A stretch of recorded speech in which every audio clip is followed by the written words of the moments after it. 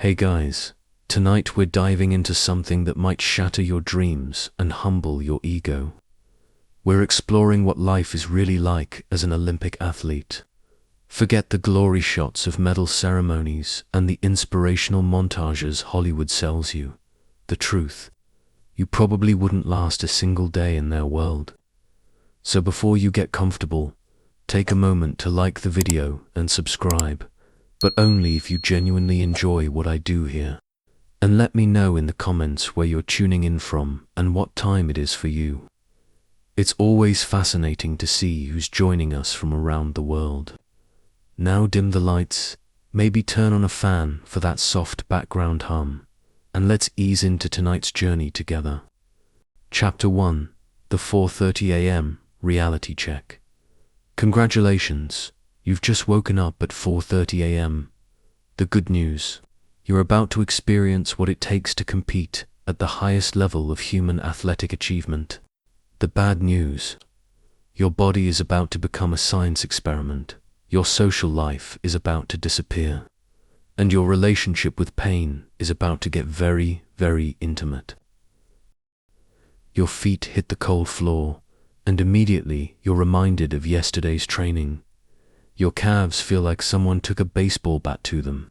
Your shoulders ache with a deep, bone-penetrating soreness that ibuprofen can't touch. Your back creaks like an old wooden ship, and you're only 22 years old. But here's the kicker. This isn't injury pain. This is normal. This is what recovered feels like in the Olympic world. If you're not waking up sore, you're not training hard enough. You stumble to the bathroom, and the mirror shows you something that might shock people who think Olympic athletes are the picture of health. Dark circles under your eyes that could pass for bruises.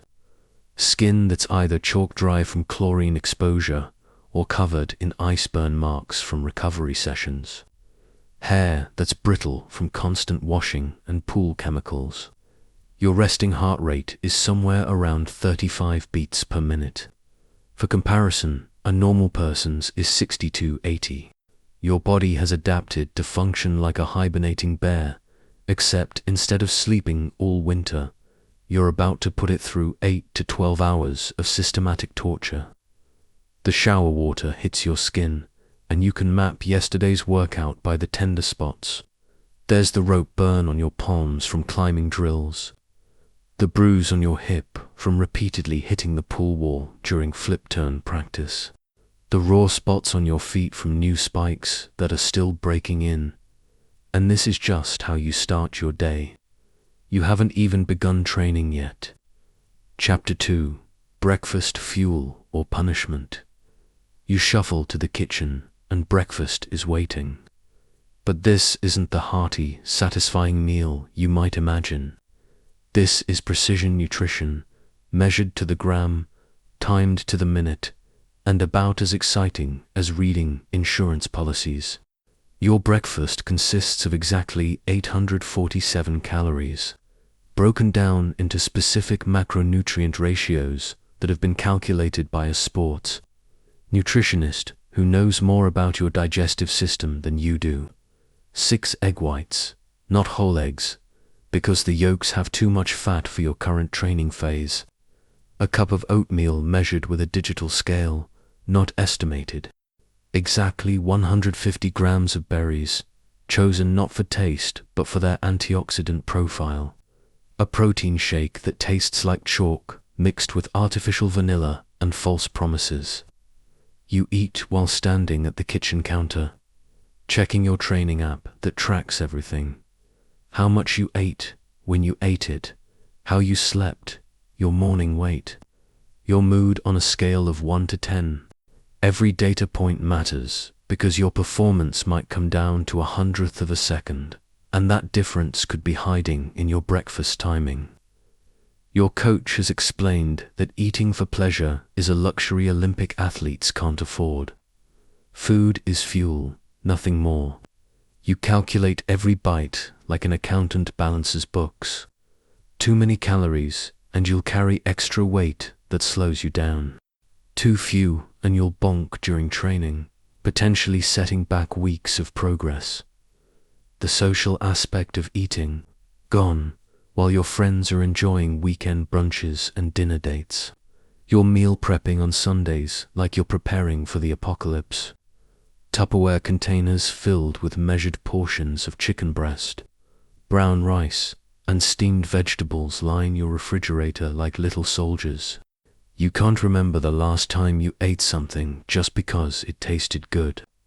You can't remember the last time you ate past 7 p.m. Your relationship with food has been stripped down to pure functionality. Like a Formula One car, every component serves a purpose. Nothing extra is allowed. Chapter 3. The Journey to Hell, also known as training. You arrive at the training facility at 6 a.m. sharp. Not 6:05, not 6:02, 6 o'clock. In the Olympic world, on time means you're late. Early is on time, and on time gets you extra conditioning work. The training facility looks impressive to outsiders. State-of-the-art equipment, pristine surfaces, the kind of place fitness enthusiasts dream about. But to you, it's something else entirely. It's a laboratory where human limits are systematically tested, broken, and rebuilt. Your coach is already there, reviewing data from yesterday's session on a tablet. Heart rate zones, power output, stroke mechanics, split times. Everything you did yesterday has been analyzed, dissected, and turned into today's training plan. There's no winging it in Olympic training. Every rep, every set, every rest interval has been calculated. The warm-up alone would crush most recreational athletes. 20 minutes of dynamic stretching that requires flexibility most people couldn't achieve after months of yoga. Activation exercises that target muscle groups you didn't know existed. Movement patterns that look simple but require coordination most people developed in childhood or not at all. Then comes the main set. And this is where you realize that what you thought was hard training before was actually gentle recreation. You're not just swimming laps or running miles. You're performing technical movements at maximum intensity while your coach analyzes every micro detail of your form. Your stroke rate, your breathing pattern, the angle of your hand entry, the rotation of your shoulders, everything is being measured and adjusted in real time. The training sets have names that sound innocuous but hide their true nature. Lactate threshold work means swimming at a pace that makes your muscles scream while maintaining perfect technique. Power development means explosive movements that leave you gasping and shaking. Technical refinement means doing the same movement hundreds of times while making microscopic adjustments. And here's what really separates Olympic training from regular exercise. The intensity never drops. When recreational athletes get tired, they slow down. When Olympic athletes get tired, they maintain pace and focus on technique. The ability to perform when exhausted isn't just helpful, it's the entire point. Chapter 4. Your body as a science experiment. Halfway through morning training, you realize your body doesn't belong to you anymore. It belongs to a team of specialists who monitor, measure, and manipulate every biological function. Your coach attaches a heart rate monitor, a power meter, and a GPS tracker. You're not just training, you're generating data. Every heartbeat, every stroke, every breath is recorded and analyzed. After training, this data will be uploaded to a system that tracks your performance trends over months and years. But that's just the beginning. 3 times a week, you provide blood samples to monitor your lactate levels, hormone profiles, and inflammation markers.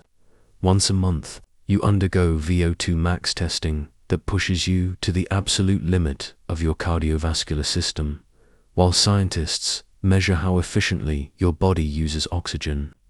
Your body fat percentage is measured regularly using techniques that make a doctor's scale look primitive. Underwater weighing DEXA scans, and ultrasound measurements track changes in your body composition down to tenths of a percent.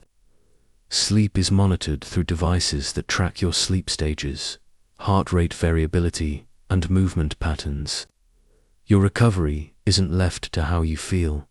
It's quantified through metrics that determine whether you're ready for tomorrow's training or need an extra recovery day. The most invasive part, the constant awareness that your body is performing. You can't ignore a minor ache, because that ache might be early warning of an injury that could derail months of preparation. You can't skip stretching because your flexibility measurements are tracked. You can't eat an extra snack because your weight is monitored daily. Your body becomes a machine that you maintain rather than something you inhabit. You know more about your lactate threshold than most people know about their favorite TV shows. You can identify muscle imbalances by feel. You know exactly how much sleep you need to maintain performance. And the strangest part, you start to lose touch with what normal feels like. The sensation of not being sore becomes unusual. Having energy for activities outside training feels foreign. Your baseline of what constitutes feeling good shifts so dramatically that what used to be exhaustion becomes your standard operating procedure. Chapter 5. The Social Sacrifice. Remember having friends. Remember spontaneous plans. Remember a social life that didn't revolve around training schedules. Welcome to the Loneliness Olympics, where gold medals come with the price of human connection. Your training schedule doesn't accommodate normal social rhythms. While everyone else is finishing work at 5 p.m. and making dinner plans, you're starting your second training session of the day. While others are sleeping in on weekends, you're in the pool by 6 a.m. Dating becomes a complex logistical challenge. First, you have to find someone who understands that your bedtime is 9 p.m., not because you're boring, but because 4:30 a.m. comes fast. Then you have to explain why you can't go to restaurants that don't fit your nutrition plan. Then you have to help them understand why you can't travel spontaneously, drink alcohol, or stay up late. Most relationships don't survive Olympic training. The demands are simply too consuming. You're not choosing your sport over your partner. You're choosing the pursuit of human excellence over conventional lifestyle expectations. But try explaining that during a breakup conversation, your friendships evolve into something unrecognizable. Non-athlete friends stop inviting you to things because you always have to leave early or can't participate. Conversations become difficult because your life experiences are so specialized that you struggle to relate to normal concerns. You develop a new social circle composed entirely of other athletes, coaches, and support staff. These relationships are intense but limited. You bond over shared suffering. But your friendships are built around training schedules and competition calendars. Family relationships become complicated. Your parents are proud but also worried. They see you pushing your body to extremes and wonder if it's healthy. They want to support you but don't understand the level of sacrifice required. Family gatherings become stressful because you can't eat the food, can't stay late, and can't participate in activities that might affect your training. The isolation is perhaps the most underestimated challenge of Olympic pursuit. You're surrounded by people who support your goals, but you're often alone with the weight of your ambitions. The mental space required for elite performance leaves little room for the kind of casual social connections that make life feel balanced and normal. Chapter 6. Mental Warfare. Your mind as battleground. If you think Olympic training is just physical, you're about to discover that your mind is the real battlefield. The psychological demands of elite athletics don't just challenge your mental toughness, they reconstruct your entire relationship with success, failure, and identity. Every training session is a psychological test. Not just can you push through discomfort, But can you maintain perfect focus while your body screams for mercy? The mental discipline required isn't about motivation or willpower. It's about developing an almost robotic ability to execute technical movements while experiencing physical and emotional stress that would break most people. You work with sports psychologists who teach you visualization techniques, breathing protocols, and mental rehearsal strategies. But these aren't relaxation exercises. They're precision tools for performance optimization. You spend hours mentally rehearsing races, imagining every possible scenario, preparing your mind to respond automatically under pressure. The pressure isn't just about competition day. It's about the crushing weight of knowing that for years of preparation can be ruined by a single mistake, a momentary lapse in concentration, or an equipment malfunction beyond your control. Every training session carries the psychological burden of potentially being the one that makes or breaks your Olympic dreams. Perfectionism becomes both your greatest asset and your most dangerous enemy. The attention to detail that makes you competitive also makes you hypercritical of every minor flaw in your performance. You analyze video footage of your technique frame by frame, identifying microscopic inefficiencies that might cost you hundreds of seconds. The mental exhaustion is often worse than the physical fatigue. Decision fatigue sets in from constantly monitoring and adjusting your technique, nutrition, recovery, and preparation. Your brain operates at such a high level of intensity that mental recovery becomes as important as physical recovery. You develop coping mechanisms that would seem extreme to normal people. Meditation isn't a relaxing hobby, it's mandatory mental training. Journaling isn't emotional expression, it's performance analysis. Therapy isn't occasional support, it's systematic mental conditioning. Chapter 7: The Injury Tightrope. In the Olympic world, the line between peak performance and catastrophic injury is thinner than a razor blade. You don't just risk getting hurt, you live in a constant state of controlled damage, hoping that your body holds together long enough to achieve your goals. Every athlete has a collection of injuries that sound like a medical textbook. Stress fractures from repetitive impact, overuse injuries from performing the same movements thousands of times, muscle imbalances from sport-specific training, joint wear from pushing range of motion to extremes. But here's what makes it truly terrifying. You train through most of these injuries, not because coaches are callous, but because the window for Olympic preparation is so narrow that stopping training for every ache and pain would make competition impossible. You develop an intimate knowledge of pain types. There's good pain from muscle fatigue and adaptation. There's concerning pain that might indicate developing problems. And there's stop immediately pain that signals potential serious injury. Learning to distinguish between these becomes a survival skill. Your medical team reads like a small hospital directory. Sports medicine doctors, physical therapists, massage therapists, chiropractors, movement specialists. You spend almost as much time in treatment as you do training.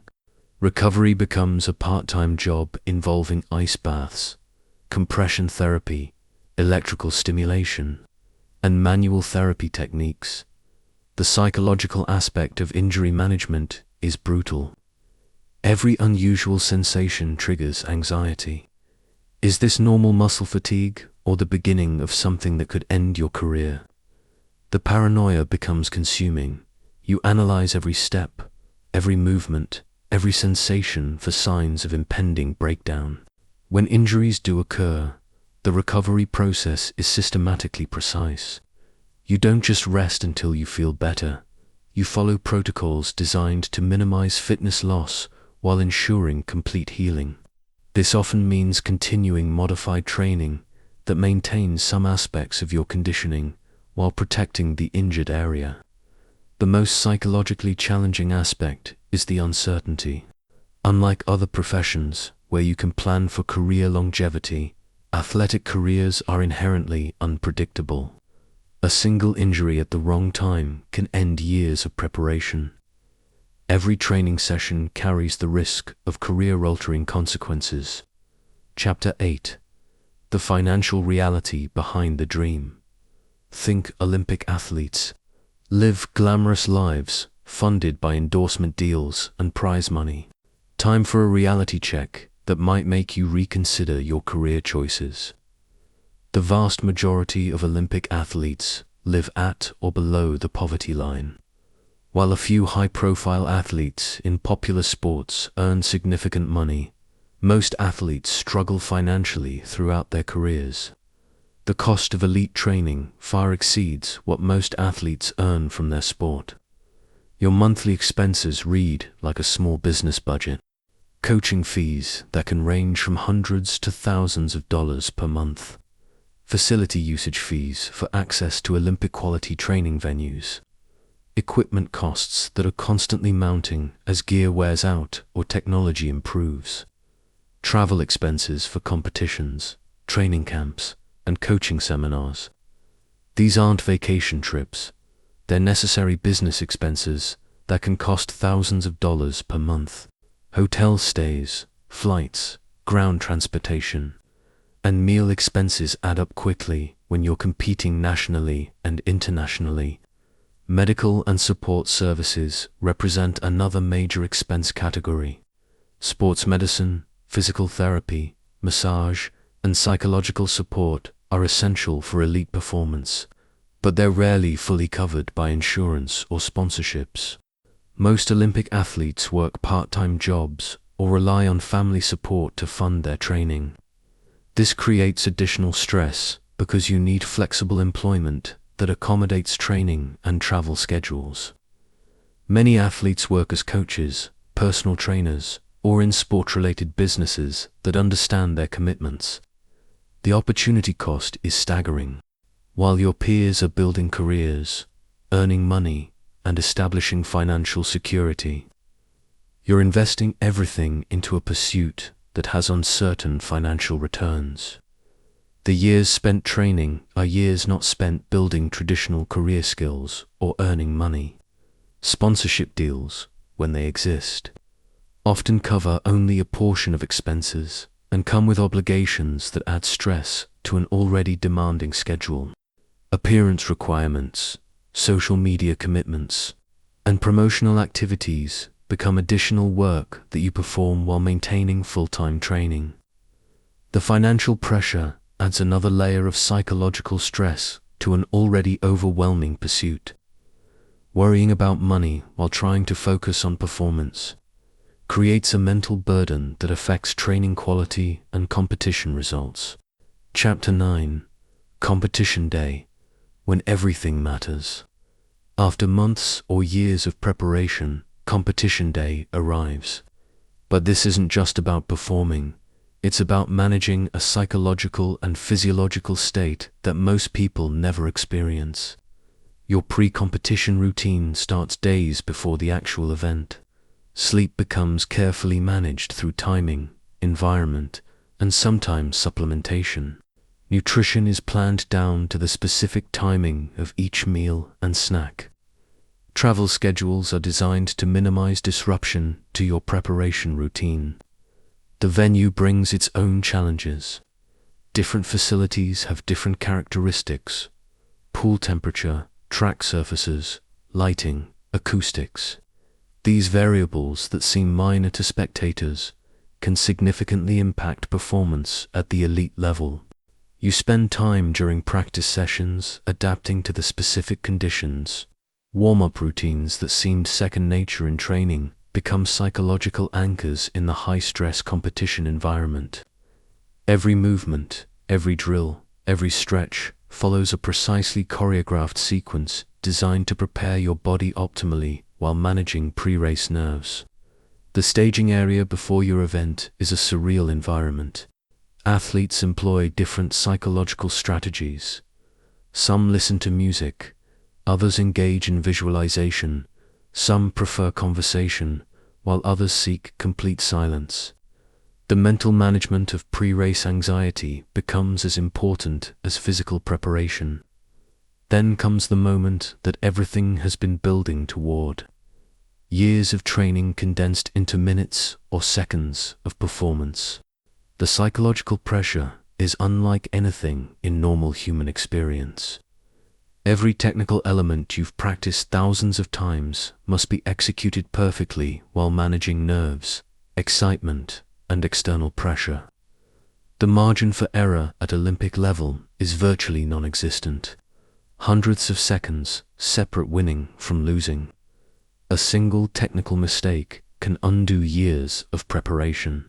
The precision required under pressure is something that can only be developed through thousands of hours of practice. Recovery after competition is its own challenge. Whether you achieve your goals or fall short, the emotional crash after months of intense focus can be overwhelming. The anticlimax of returning to normal life after such intense preparation often requires psychological support to manage effectively. Chapter 10. The Technology and Science of Excellence. Modern Olympic training isn't just about human effort. It's about leveraging technology and science to optimize every aspect of performance. You become part of a high-tech operation that would make aerospace engineers envious. Your training data is collected through sensors that monitor everything from stroke rate to ground contact time to power output. This information feeds into analytic systems that identify patterns and trends invisible to human observation. Coaches use this data to make micro-adjustments to training that can result in performance improvements measured in fractions of percent. Video analysis systems record your technique from multiple angles at high frame rates. These recordings are analyzed frame by frame to identify technical inefficiencies. Motion capture technology creates three-dimensional models of your movement patterns that can be compared to optimal biomechanical models. Wind tunnel testing for athletes in sports like cycling and speed skating. Underwater cameras for swimmers. Force plates that measure the power and direction of every step or stroke. The level of technological analysis applied to Olympic training rivals what's used in Formula One racing or aerospace development. Your equipment is custom-fitted and constantly optimized. Swimsuits are tailored to your specific body measurements and swimming style. Running spikes are designed for your gait pattern and the specific track surface. Every piece of equipment is selected and modified to provide microscopic advantages that can influence race outcomes. Environmental factors are controlled and manipulated to enhance training adaptations. Altitude training to increase red blood cell production. Temperature manipulation to improve heat adaptation. Recovery protocols involving ice baths, compression therapy, and electromagnetic stimulation. The science extends to your nutrition and hydration strategies. Blood tests determine your specific nutritional needs and deficiencies. Hydration is managed through precise protocols based on your sweat rate and electrolyte loss patterns. Supplements are selected based on genetic testing that identifies how your body processes different compounds. Sleep optimization through environment control, light therapy, and sometimes pharmaceutical intervention.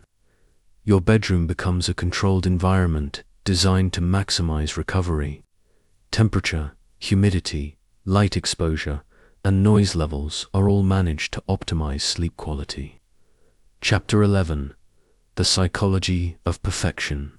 The pursuit of Olympic excellence requires a psychological transformation that borders on obsession. You don't just want to be good, you develop a compulsive need for perfection that affects every aspect of your life. Your relationship with success and failure becomes distorted. In normal life, success might mean doing well or improving from previous performance. In Olympic training, success means executing perfectly under pressure. Anything less than optimal performance is analyzed, dissected, and corrected. You develop what psychologists call adaptive perfectionism, the ability to pursue excellence while managing the psychological stress of never being satisfied with your current level. This requires constant mental training to avoid the destructive aspects of perfectionism while maintaining the drive for continuous improvement. The standard for good enough becomes impossibly high. Technical elements that would impress recreational athletes become sources of frustration if they're not executed exactly as planned. You celebrate improvements measured in percentages that would be imperceptible to observers. Your identity becomes intertwined with your athletic performance in ways that create psychological vulnerability. You're not just someone who swims or runs. You are a swimmer or runner. This identity fusion provides motivation, but also creates anxiety about performance that extends beyond the sport itself. The mental rehearsal process becomes as detailed as the physical training. You visualize races hundreds of times, imagining every possible scenario and your optimal response. This mental preparation is essential for performance, but it also means spending hours focused on stress-inducing scenarios. Comparison with other athletes becomes constant and consuming. You know the personal bests, training methods, and competition schedules of your main competitors. This awareness is necessary for tactical preparation, but it also creates ongoing psychological pressure and comparison stress. The pursuit of perfection affects your tolerance for everyday inefficiencies. Traffic delays become frustrating because they disrupt carefully planned schedules. Equipment malfunctions create disproportionate stress because they threaten preparation routines. Normal life inconveniences become magnified because your entire existence is optimized for performance. Chapter 12. Recovery, the science of not breaking. In Olympic training, recovery isn't rest, it's an active, scientifically designed process that's as demanding as the training itself. Your ability to recover determines how hard you can train, and how hard you can train determines how well you can compete. Your sleep becomes a carefully managed biological process.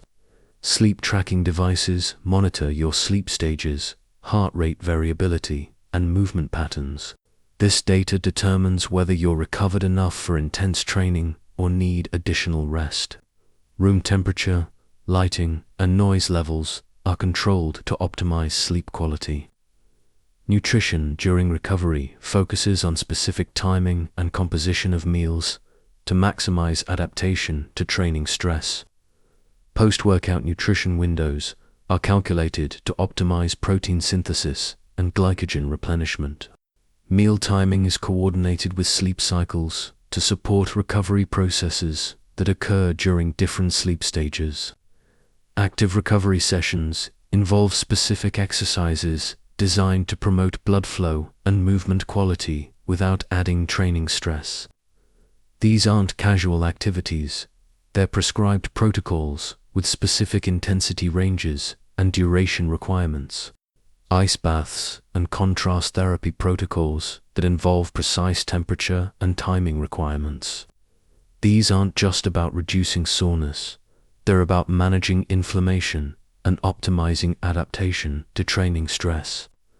The protocols are based on scientific research about thermal stress and recovery optimization. Massage and manual therapy become regular medical treatments rather than luxury spa services. Sports massage therapists work with your training schedule to provide treatment that supports recovery while avoiding interference with training adaptations.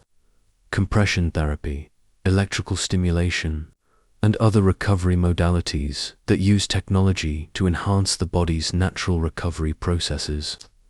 These treatments are scheduled around training to maximize their effectiveness and minimize any interference with training adaptations.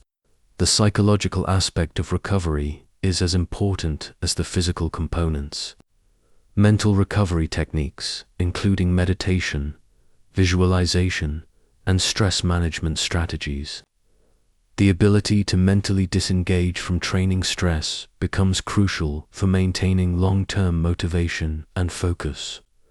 Recovery becomes so systematic that spontaneous activities become problematic.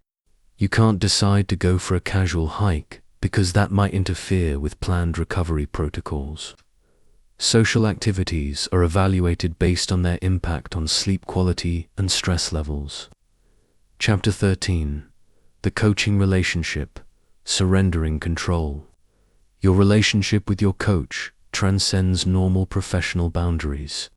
You surrender control over fundamental life decisions to someone who becomes part mentor, part scientist, part psychological support system, and part drill sergeant. Your coach knows more about your body and its capabilities than you do. They interpret data about your performance, determine your training loads, and make decisions about your preparation that you trust, despite not always understanding the reasoning behind them. The communication dynamic is unlike any other professional relationship. Your coach needs to provide honest feedback about your performance and preparation, even when that feedback is difficult to hear. You must be completely honest about your physical and mental state, even when you want to hide fatigue or concerns. Training decisions are made based on long-term planning that extends months or years into the future. Your coach sees patterns and progressions that aren't apparent from your daily training experience. This requires trust in their expertise, even when daily training feels too easy, too hard, or disconnected from your goals. The emotional investment from both sides creates a relationship intensity that affects both people's lives. Your coach's professional success depends on your performance, creating pressure and investment that goes beyond normal job responsibilities. Conflict resolution becomes crucial because disagreements about training direction can affect preparation effectiveness. Learning to communicate concerns while respecting expertise requires sophisticated, interpersonal skills from both athlete and coach. The coaching relationship often extends beyond sport into lifestyle management. Coaches provide guidance about nutrition, recovery, travel, and even personal relationships when these factors affect training and performance. When coaching relationships end, the transition can be emotionally and practically complicated. Years of shared goals and intensive collaboration create bonds that are difficult to replace with new coaching arrangements. The power dynamic requires careful balance. Coaches must maintain authority while encouraging athlete input and development. Athletes must trust coach expertise while maintaining personal agency and psychological health. Chapter 14. The Olympic Village Experience. The Olympic Village represents the culmination of years of preparation, but it's also a unique psychological and social environment that creates its own challenges and pressures. Living quarters are shared with athletes from different sports and countries, creating a multicultural environment that's exciting but also potentially distracting from competition focus. Managing social interactions while maintaining competition preparation requires careful balance. Dining facilities offer international cuisine options, but maintaining your specific nutrition plan becomes challenging when surrounded by foods that don't fit your preparation protocols. The abundance of food options contrasts sharply with the restrictive eating patterns you've maintained during training. The media environment intensifies significantly during Olympic competition. Interview requests, photo sessions, and press conferences become part of your daily schedule. Managing media obligations while maintaining competition focus requires additional mental energy and preparation. Security restrictions and village protocols create a controlled environment that can feel both protective and confining. Freedom of movement is limited compared to normal training environments, requiring adaptation to new routines and restrictions. Training facilities in the village are shared with athletes from multiple countries and sports. Adapting to new training environments while maintaining your specific preparation routines, requires flexibility and advanced planning. The social atmosphere is simultaneously supportive and competitive. You're surrounded by the world's best athletes who understand your experience, but you're also surrounded by people you'll be competing against or who represent the standard you're trying to achieve.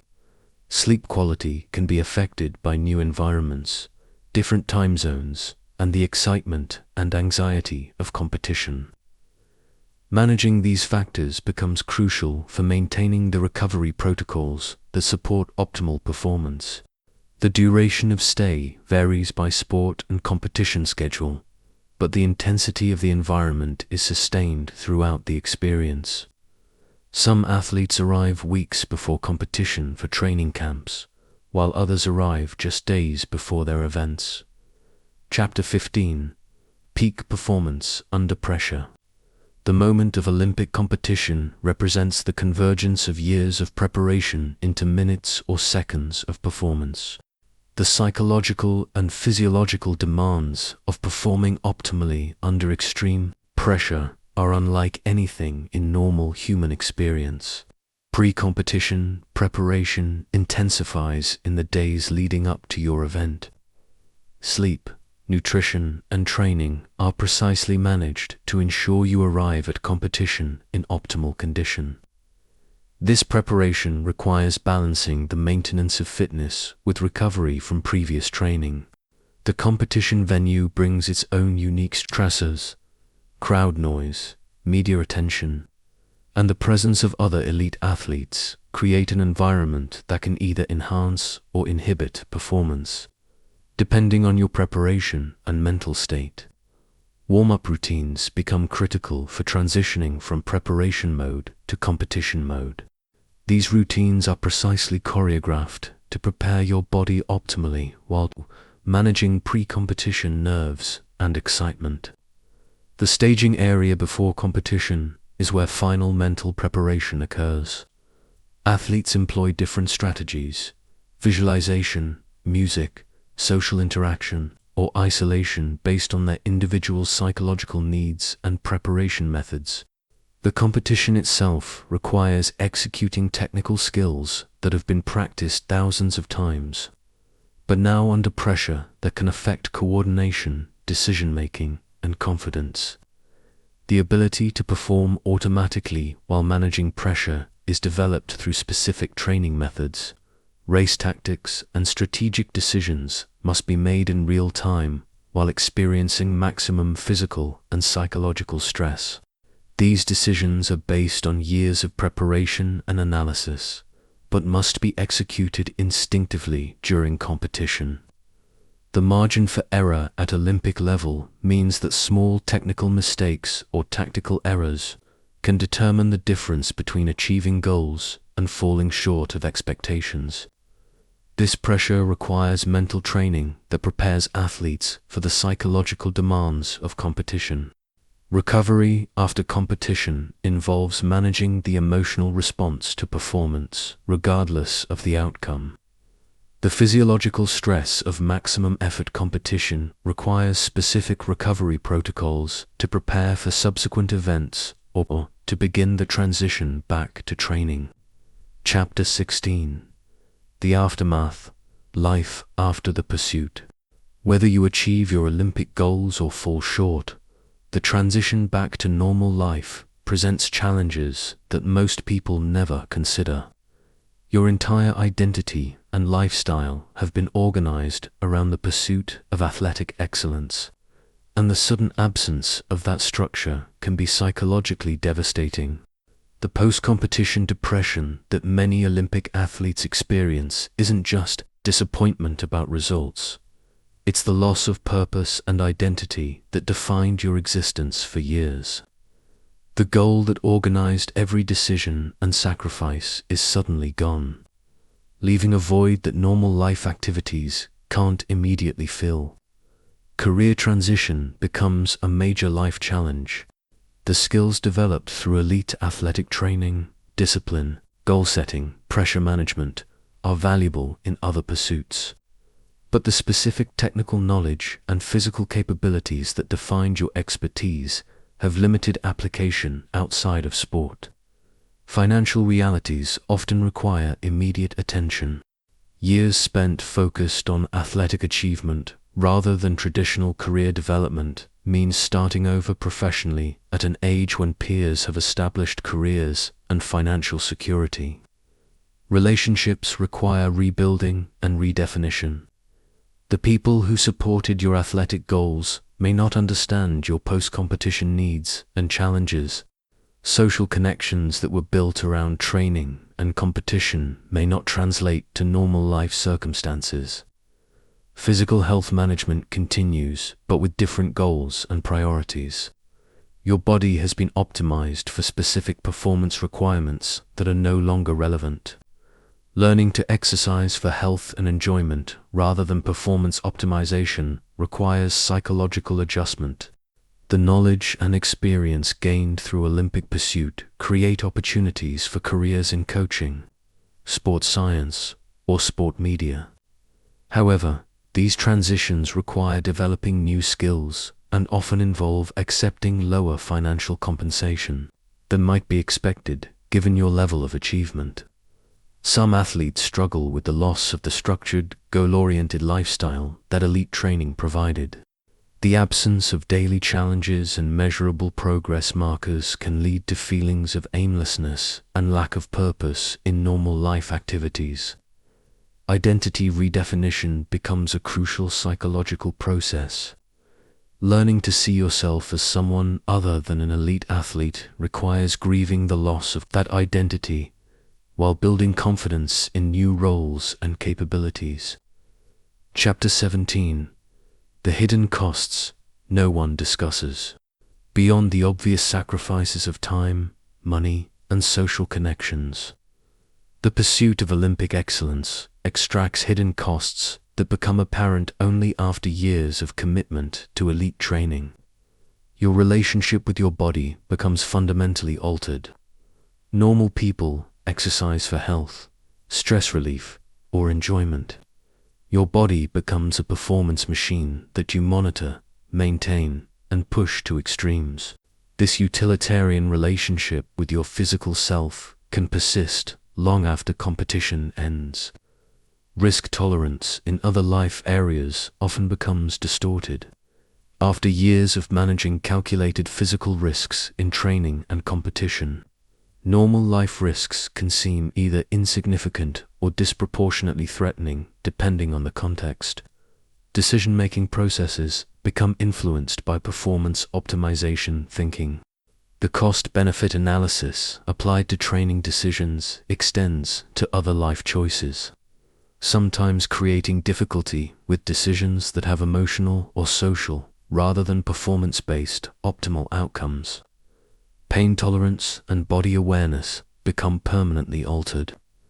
Your understanding of normal physical sensations shifts dramatically after years of training through discomfort and monitoring subtle changes in physical condition. Perfectionist tendencies developed through athletic training can become problematic in contexts where optimal performance isn't the appropriate goal. Learning to accept good enough in normal life activities requires conscious effort and sometimes professional support.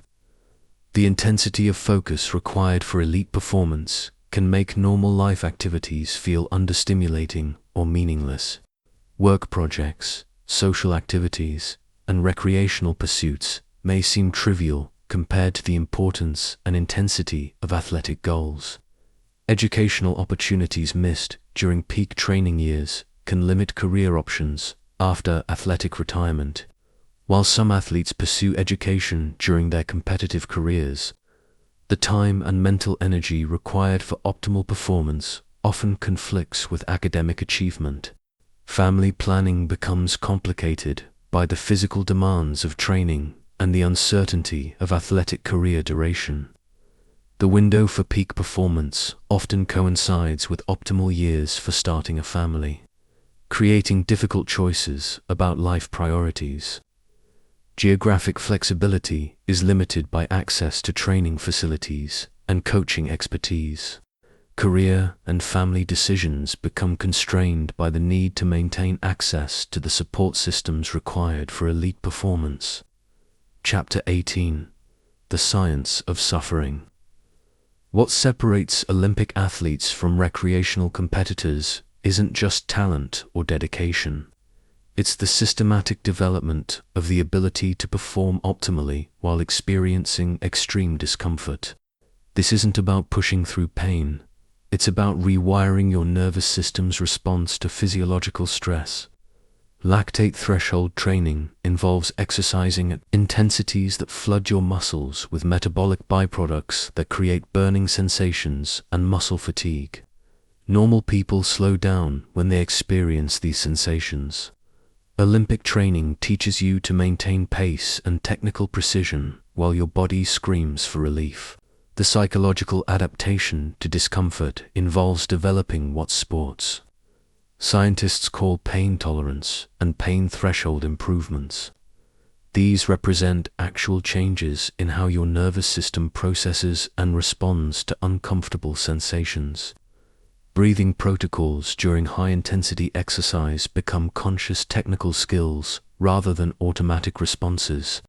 You learn to control breathing patterns that optimize oxygen delivery while managing the psychological stress of oxygen debt.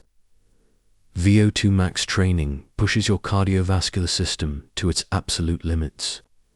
These sessions involve exercising at intensities that create systemic stress, elevated heart rate, rapid breathing, muscle fatigue, and psychological discomfort that most people would interpret as dangerous warning signals.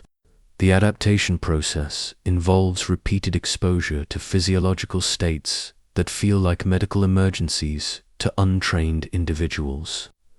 Your body learns to function normally in conditions that would cause panic responses in normal people.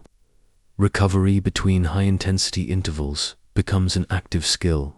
Learning to recover quickly from maximum effort while preparing mentally and physically for the next interval requires training your autonomic nervous system responses. Mental compartmentalization techniques allow you to separate the experience of physical discomfort from emotional responses to that discomfort. This psychological skill enables continued optimal performance. While experiencing sensations that would normally trigger fight or flight responses, the training effect extends beyond just tolerating discomfort. It involves maintaining technical precision and tactical decision-making while experiencing extreme physiological stress. This combination of physical and cognitive performance under pressure is what distinguishes elite from recreational performance. Power development training involves explosive movements that create intense muscular stress and coordination challenges. These sessions require maximum neural activation while managing the fatigue and discomfort that accumulates throughout the training session. Endurance training at the elite level involves sustained efforts at intensities that recreational athletes could maintain for only short periods. The psychological stamina required to maintain focus and motivation during multi-hour training sessions develops mental resilience that extends beyond sport. Chapter 19: The Nutrition Prison. Your relationship with food transforms from pleasure and sustenance into a precise science that controls every aspect of your performance and recovery. Eating becomes a technical skill that requires constant monitoring, measuring, and adjustment. Macro and micronutrient timing becomes more important than food enjoyment.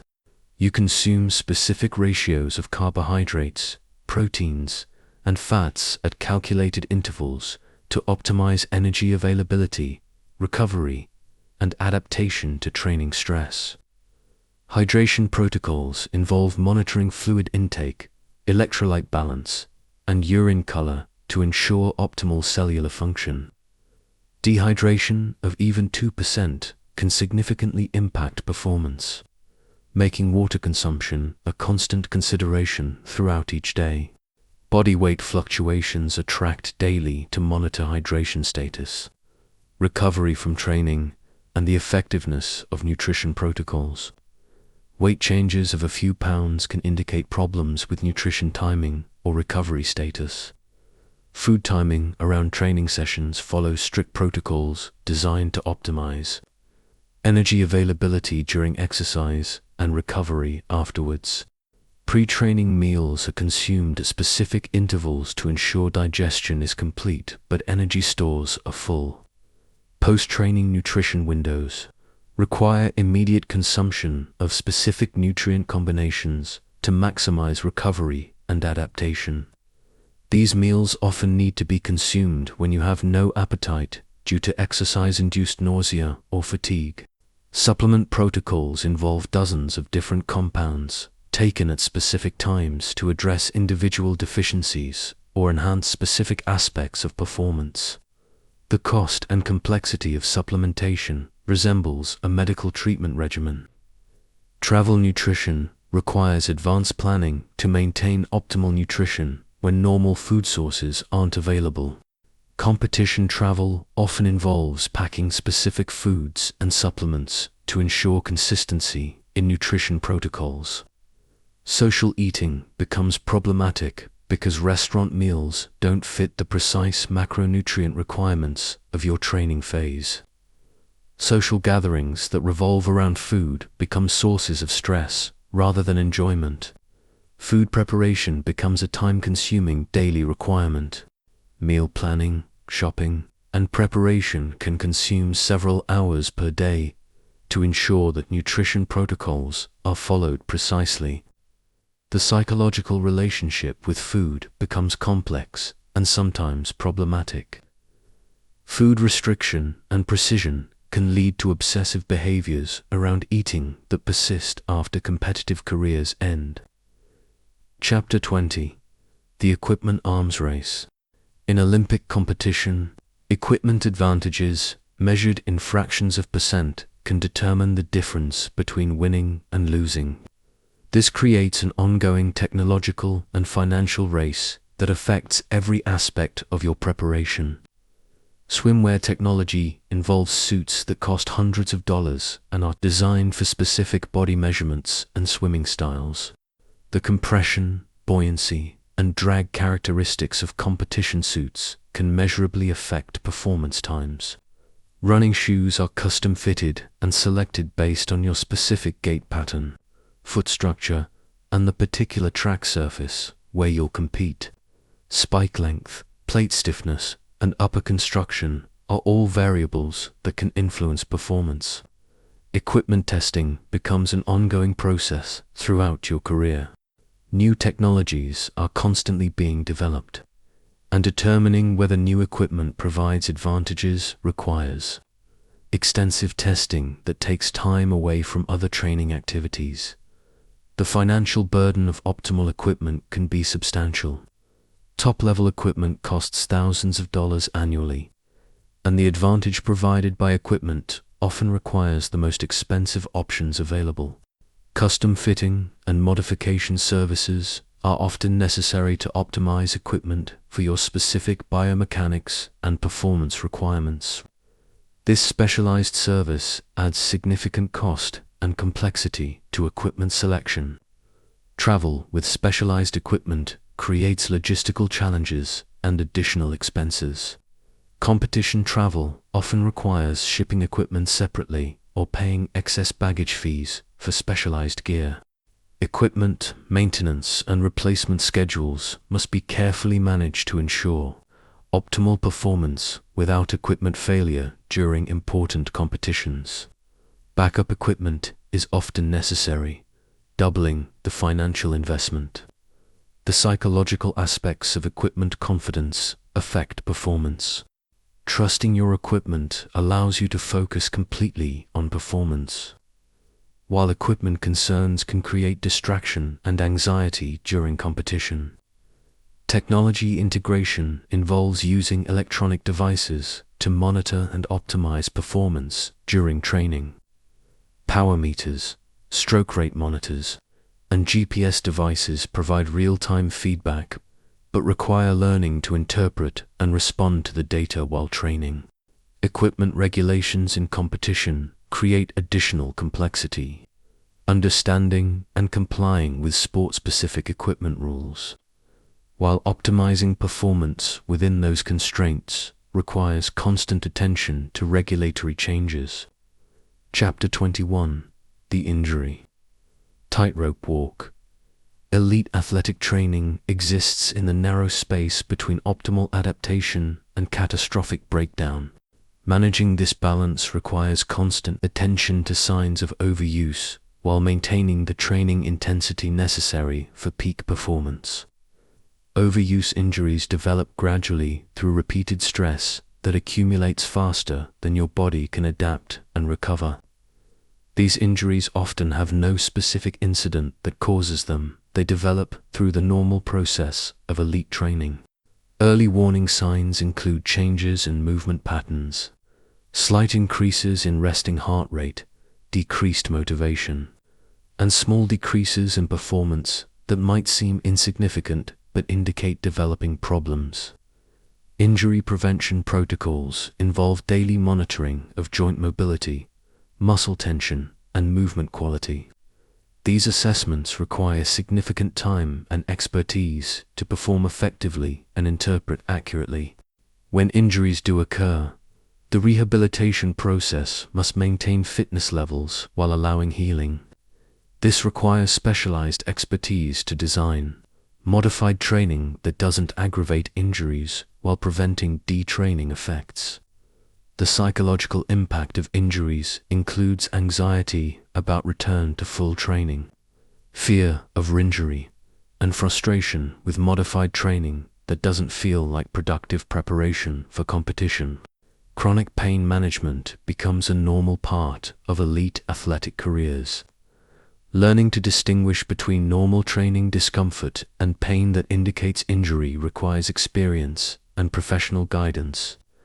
Medical support teams include sports medicine physicians, physical therapists, massage therapists, and movement specialists. Coordinating care among multiple providers while maintaining training schedules requires significant time and organizational effort. The financial cost of injury, treatment, and prevention can be substantial. Medical care, physical therapy, and treatment modalities often aren't fully covered by insurance, creating additional financial pressure. Return to sport protocols involve gradual progression back to full training intensity while monitoring for signs of re-injury. These protocols often take weeks or months, creating stress about lost training time and fitness. Career-ending injuries are a constant possibility that creates ongoing anxiety about the sustainability of athletic careers. The uncertainty of when or if serious injuries might occur affects decision-making about career length and retirement planning. Chapter 22: The Mental Health Challenge. The psychological demands of Olympic pursuit create unique mental health challenges that are often overlooked in discussions of elite athletic achievement. The combination of pressure, isolation, and identity fusion creates vulnerabilities that require professional support. Performance anxiety extends beyond normal pre-competition nerves to include ongoing worry about training quality, preparation adequacy, and competitive readiness. This anxiety can affect sleep, appetite, and daily life satisfaction. Depression can develop from the isolation, pressure, and lifestyle restrictions required for elite training. The intensity of focus on athletic goals can leave little mental space for other sources of meaning and satisfaction. Eating disorders are common among elite athletes due to the emphasis on body weight, body composition, and appearance. The line between optimal performance, nutrition, and disordered eating can become blurred in sports that emphasize weight management. Identity issues develop when athletic achievement becomes the primary source of self-worth and identity. This fusion creates vulnerability to depression and anxiety when performance doesn't meet expectations or when careers end. Social anxiety can develop due to the isolation from normal social experiences and the pressure of media attention. Normal social interactions can become stressful when your life experiences are so specialized. Obsessive-compulsive tendencies can develop around training routines, equipment preparation, and performance rituals. The attention to detail required for elite performance can extend into problematic obsessions about control and routine. Sleep disorders are common due to training schedules, travel, and performance anxiety. Poor sleep quality affects training, adaptation, recovery, and mental health, creating a cycle that can be difficult to break. Substance use risks include both performance-enhancing drugs and recreational substances used to cope with stress. The pressure to gain competitive advantages and manage psychological stress creates vulnerabilities to substance use problems. Professional support from sports psychologists, counselors, and psychiatrists becomes necessary for many elite athletes. However, seeking mental health support can be stigmatized in athletic culture, preventing athletes from getting needed help. Transition planning for career endings must include mental health considerations. The loss of athletic identity and lifestyle can trigger significant psychological distress that requires professional support to manage effectively. Chapter 23: The Science of Peak Performance. Olympic training incorporates cutting-edge exercise science and technology to optimize every aspect of human performance. This scientific approach transforms training from art into precision engineering. Periodization models are mathematical frameworks that organize training into cycles designed to peak for specific competitions. These models involve manipulating training, volume, intensity, and recovery to optimize physiological adaptations. Heart rate variability monitoring provides insight into autonomic nervous system recovery and readiness for training. This data helps determine when to push harder in training and when additional recovery is needed. Lactate testing involves regular blood sampling during exercise to determine precise training intensities that optimize different physiological adaptations. These tests provide objective data about fitness changes and training effectiveness. VO2 max testing measures the maximum rate of oxygen consumption during exercise, providing a benchmark for cardiovascular fitness and endurance performance capacity. Regular testing tracks fitness changes and guides training adjustments. Body composition analysis using DEXA scans, underwater weighing. An ultrasound provides precise measurements of muscle mass, body fat, and bone density. These measurements guide nutrition and training decisions. Biomechanical analysis using high-speed cameras and motion capture technology identifies technical inefficiencies and optimal movement patterns. This analysis guides technical training and equipment selection. Environmental physiology research informs training in different climate conditions, altitude, exposure, and heat acclimatization protocols. This knowledge optimizes preparation for competition in various environmental conditions. Recovery monitoring through sleep tracking, hormone analysis, and inflammatory markers provides objective data about adaptation to training stress and readiness for subsequent training sessions. Genetic testing can identify individual responses to different types of training, optimal recovery requirements, and injury risk factors. This information guides personalized training and recovery protocols. Nutrition periodization involves adjusting macronutrient ratios and timing based on training phases and competition schedules. This approach optimizes energy availability and recovery for different training demands. Chapter 24: The Global Competition Reality. Olympic competition isn't just about individual performance. It's about performing optimally while competing against the world's best athletes, who have access to similar training methods and technology. International competition exposure requires extensive travel that disrupts normal training and recovery routines. Managing jet lag, different climates, and unfamiliar facilities becomes a crucial performance skill. Competition analysis involves studying videos and performance data from international competitors to understand tactical approaches and performance benchmarks. This analysis guides training and competition strategy development. Cultural adaptation skills become necessary when competing internationally. Understanding different competition formats, officiating styles, and cultural norms affects performance and psychological comfort. Language barriers can create communication challenges with officials, media, and other athletes. These barriers can create stress and misunderstanding that affects performance and competition experience. Team dynamics in individual sports involve balancing personal goals with national team objectives. Managing relationships with teammates who are also competitors requires sophisticated interpersonal skills. Media obligations increase significantly at international competitions. Managing interview requests and media attention while maintaining competition focus requires preparation and support. Anti-doping protocols involve regular testing, whereabouts requirements, and strict adherence to substance use restrictions. These requirements add administrative burden and stress to competition preparation. Equipment and uniform regulations vary between competitions and must be carefully managed to ensure compliance while optimizing performance within the allowable parameters. Time zone management becomes crucial for international competition.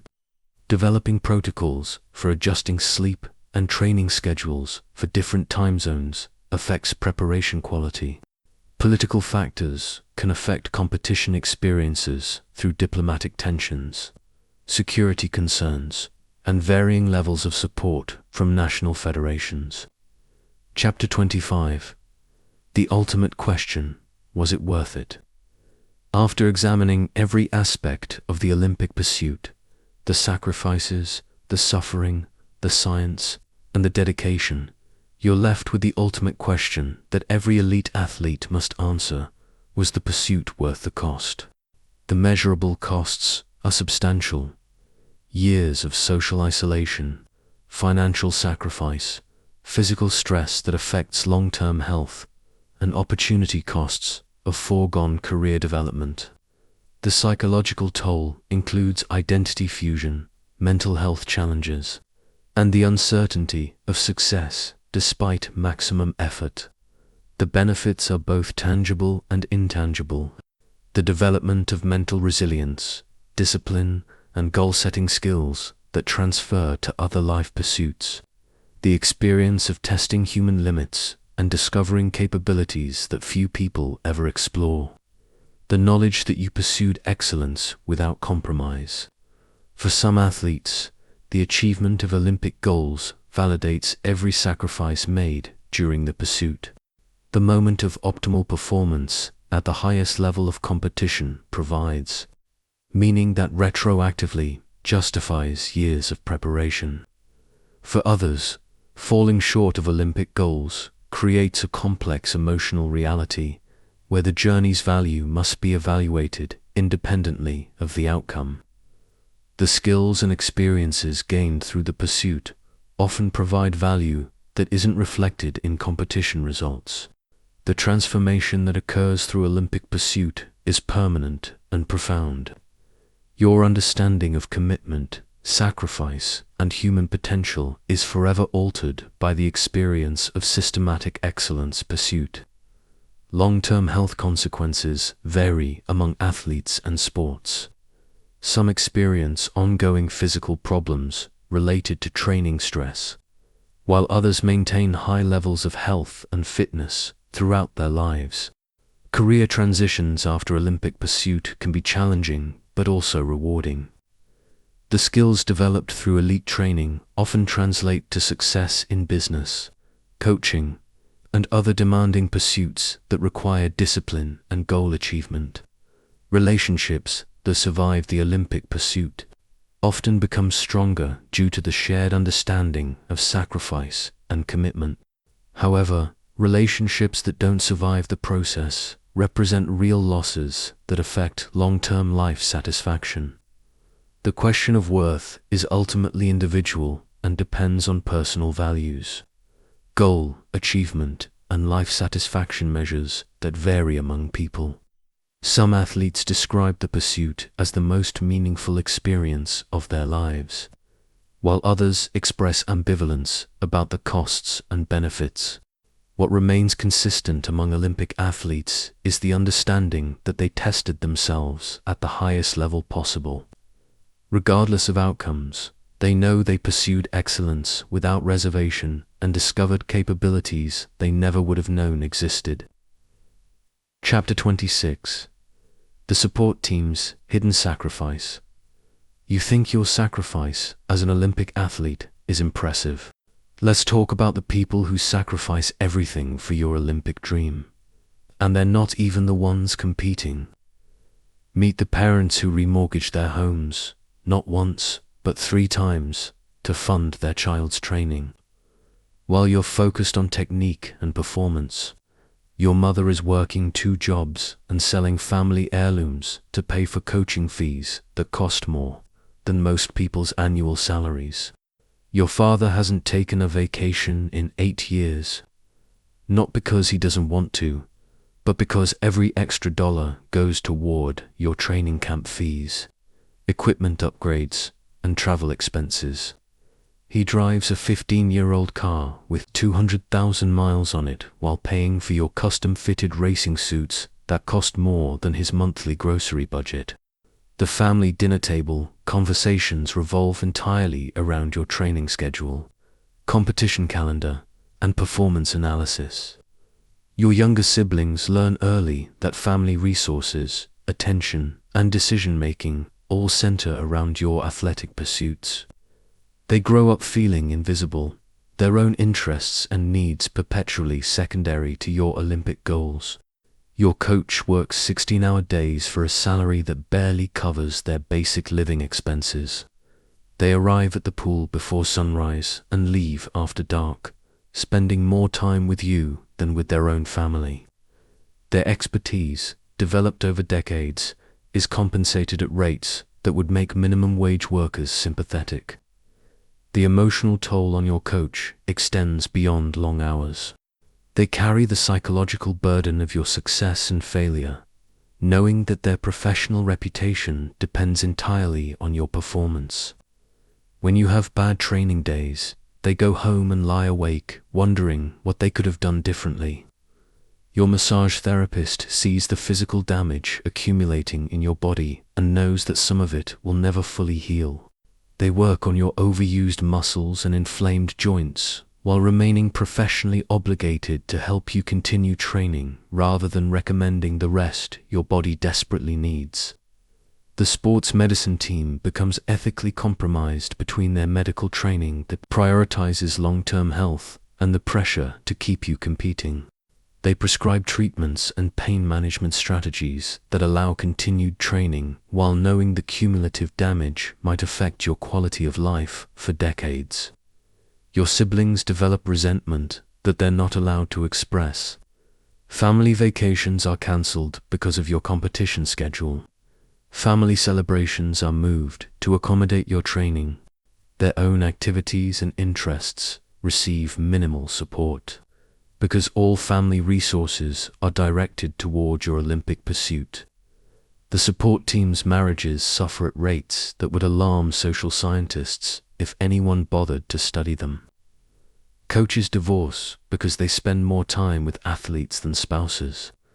Parents' relationships strain under the financial pressure and stress of managing an Olympic athlete's career. And here's the cruelest part. If you don't achieve your Olympic goals, their sacrifices become losses that can never be recovered. The house they mortgaged, the retirement funds they spent, the relationships they neglected, all become permanent costs for dreams that didn't materialize. Chapter 27. The politics you never see. Behind every Olympic athlete is a system so corrupt and politically manipulated that if you knew the truth, you'd never watch the Olympics the same way again. Selection for national teams involves politics that make corporate boardroom drama look like playground disputes. Coaches with connections to federation officials somehow always seem to have their athletes selected over technically superior competitors who lack political support. Funding allocation from national sport organizations follows patterns that correlate suspiciously with personal relationships rather than performance metrics. Athletes who socialize with the right officials, attend the right events, and maintain the right political positions receive disproportionate support compared to equally talented athletes who focus solely on training. The judging corruption extends far beyond the occasional scoring controversy that makes headlines. In subjective sports, judges communicate through subtle signals and predetermined agreements that influence outcomes before competitions even begin. Athletes learn early that technical perfection isn't enough. You need political alliances to win close decisions. Training center access becomes a political weapon. Prime training times, access to the best facilities, and availability of support services are allocated based on federation politics rather than merit or need. Athletes who challenge coaching decisions or federation policies find themselves relegated to inferior training slots and reduced support services. International competition selections involve negotiations between countries that treat athletes like bargaining chips. Spots on teams are traded, promised, and manipulated based on diplomatic relationships and financial considerations that have nothing to do with athletic performance. The anti-doping system operates as political theater, designed to create the appearance of fair competition while protecting valuable athletes and maintaining plausible deniability. Testing schedules, sample handling, and result interpretation all provide opportunities for politically motivated manipulation. Media narratives are carefully crafted to support federation interests and sponsor requirements. Athletes who don't fit the desired storylines find themselves ignored by media, regardless of their performance achievements. Those who do fit the narrative receive disproportionate attention and marketing support. Equipment and technology advantages are distributed based on political relationships with manufacturers and federation agreements. Some athletes receive cutting-edge equipment while others compete with inferior gear, creating competitive imbalances that aren't discussed publicly. The appeals and grievance processes are designed to protect the system rather than address legitimate complaints. Athletes who file complaints about unfair treatment face retaliation through reduced support, questioning of their commitment, and exclusion from future opportunities. International politics affects competition opportunities through diplomatic relationships between countries. Athletes from certain nations find themselves excluded from competitions or subjected to additional scrutiny, based on political tensions completely unrelated to their individual actions or character. Chapter 28. The Swimmer's Chlorine Hell. Welcome to the most chemically toxic environment in elite athletics, where your body becomes a walking science experiment in chlorine. Exposure and your lungs develop the capacity of a deep-sea diver while slowly dissolving from the inside. 6 hours per day in chemically treated water that would be considered hazardous for industrial workers. Your skin becomes a leather-like substance that can't retain moisture no matter how much lotion you apply. The chlorine strips away natural oils so aggressively that swimmers develop a distinctive appearance, dry, prematurely aged skin that makes 20-year-olds look like they've been working in chemical plants for decades. Your hair doesn't just change color from chlorine exposure, it changes texture and structure. The chemical damage is so severe that many swimmers simply accept that they'll be bald or wearing wigs by age 30. Hair products designed for swimmers are essentially industrial-strength treatments that attempt to counteract chemical damage that occurs faster than it can be repaired. The respiratory system adaptations required for competitive swimming border on the miraculous and terrifying. You develop the ability to hold your breath for extended periods while maintaining maximum physical exertion. But the constant chlorine inhalation creates long-term respiratory sensitivity that affects quality of life long after competitive careers end. Shoulder destruction is so common among swimmers that it's considered a normal part of the sport, rather than a serious injury pattern. The repetitive overhead motion, performed thousands of times per week, creates wear patterns that orthopedic surgeons recognize immediately. Most elite swimmers require shoulder surgery before age 25, and many require multiple procedures throughout their careers. The eating disorders among swimmers are particularly devastating because the sport requires maintaining extremely low body fat while consuming enough calories to fuel 6 to 8 hours of daily training. The combination of aesthetic pressure and performance demands creates psychological relationships with food that often require professional intervention. Pool temperature manipulation becomes a form of environmental torture designed to enhance performance adaptations. Cold water training that borders on hypothermia exposure, alternated with heated pool sessions that simulate competitive conditions. Your body never adapts to normal temperature ranges, leaving you perpetually uncomfortable in normal environments. The social isolation of swimming is perhaps more severe than any other Olympic sport. Training occurs in a sensory-deprived environment where communication is impossible and individual performance is constantly measured against precise time standards. The psychological effects of spending 6 hours daily in near silence with only the sound of your own breathing creates mental health challenges unique to the sport. Lane assignment politics create additional psychological stress. Your position in practice lanes directly correlates with your current status in the team hierarchy. Being moved to a slower lane group becomes a public humiliation that affects training quality and team relationships. The timing pressure in swimming is more psychologically demanding than other sports, because improvements are measured in hundredths of seconds. Progress that would be considered excellent in other sports, improving by half a second, might represent months of training that still leaves you significantly behind competitors.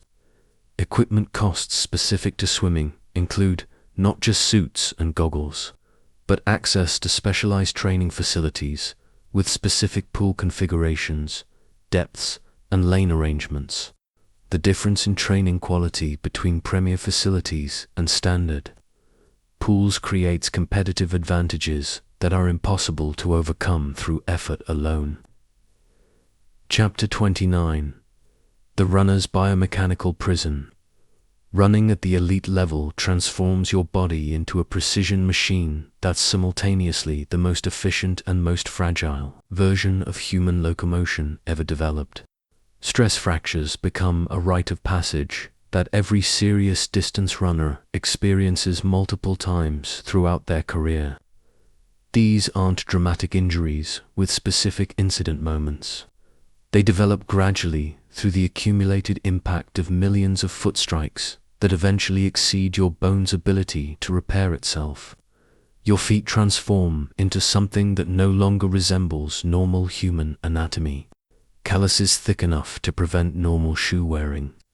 Toenails that fall off regularly from repetitive impact. Blisters that develop in layers, creating feet that look like they belong to someone who walks on hot coals professionally. The biomechanical analysis required for elite running involves breaking down your natural movement patterns and rebuilding them according to efficiency models that may feel completely unnatural.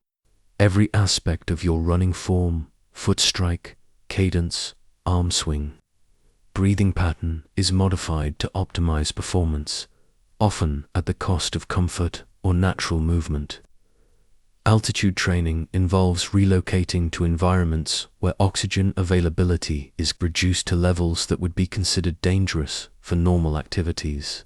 The physiological adaptations required create a form of controlled suffocation that enhances performance while making normal daily activities exhausting.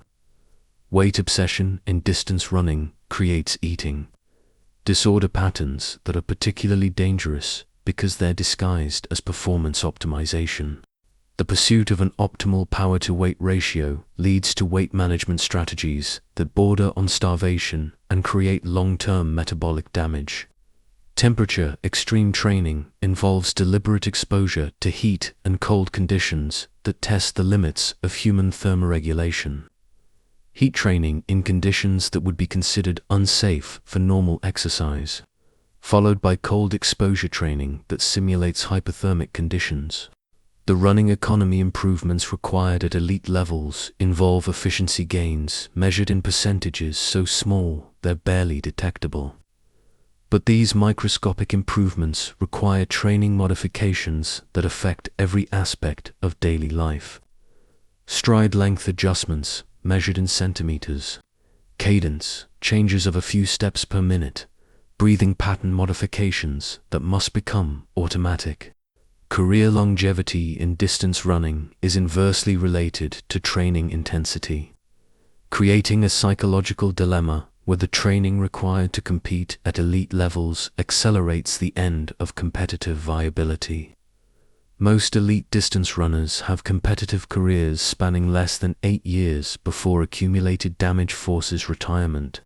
The mental aspects of distance running involve developing the ability to maintain optimal pace while experiencing physical discomfort that would cause most people to seek medical attention.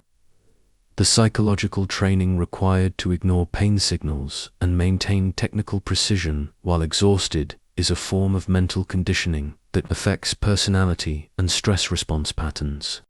Recovery between training sessions becomes a full-time management process involving ice baths, compression therapy, massage, and sleep optimization protocols that consume as much time as the actual training. The inability to recover adequately from training loads necessary for elite competition creates a constant state of accumulated fatigue that affects cognitive function and emotional stability. Chapter 30. The Gymnast's Childhood Theft. If you think Olympic pursuit is challenging for adults, imagine beginning that pursuit before you've learned to read, and continuing it through the years when most children are discovering their identity and developing social connections. Training begins at ages 4 or 5, when children haven't developed a cognitive capacity to understand the long-term implications of the commitment they're making. Parents make decisions about their children's lives based on perceived talent and potential that may not materialize, while children surrender their childhood to pursue goals they don't fully comprehend. Growth stunting through extreme training loads applied to developing bodies creates physical modifications that affect adult height, bone density, and reproductive development. The hormonal changes induced by intense training during puberty can delay or prevent normal development patterns, creating long-term health consequences that extend far beyond athletic careers. The abuse culture, disguised as discipline, creates environments where treatment that would be considered child abuse in any other context becomes normalized as necessary for athletic development. Physical punishment, verbal abuse, and psychological manipulation are reframed as coaching techniques essential for building mental toughness. Educational sacrifice begins early as training schedules make normal school attendance impossible. Homeschooling or specialized programs designed for athletes often provide substandard academic preparation, leaving young athletes without the educational foundation necessary for career transition when their athletic careers end. Social development occurs entirely within the athletic environment, preventing normal peer relationships and appropriate social experiences. Young gymnasts develop primarily adult relationships with coaches and support staff, missing the social learning that occurs through normal childhood friendships and activities. Eating disorders develop particularly early in gymnastics, due to the aesthetic requirements and weight restrictions of the sport. Children as young as 8 or 9 begin restricting food intake and developing unhealthy relationships with eating that often require professional intervention and affect long-term health. Family relationships become strained as the demands of elite gymnastics training affect entire family systems. Siblings receive less attention and resources.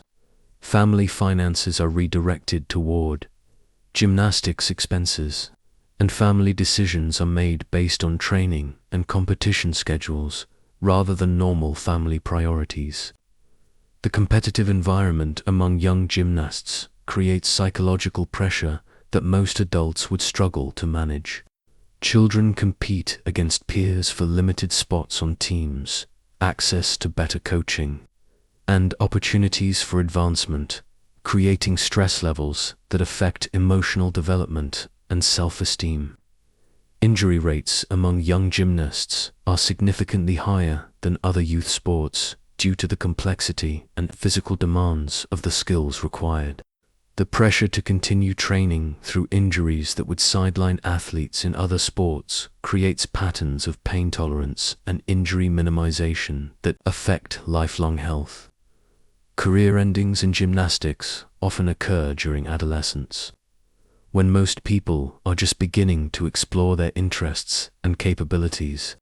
Gymnasts who don't transition successfully to elite levels find themselves in their mid-teens without clear direction or the life skills necessary for normal teenage development.